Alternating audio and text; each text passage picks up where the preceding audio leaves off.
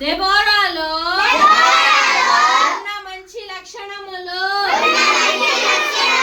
Deborah మొదట గృహిణి.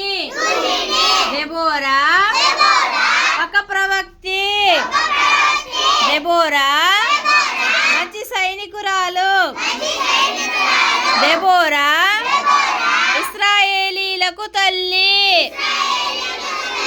Deborah వలన దేశములో నెమ్మది కలిగెను. దెబోరా ప్రోత్సహించేది. ఇశ్రాయేలీలకు న్యాయాధిపతిగా ఉండెను. దెబోరా దేవుని స్తుతించే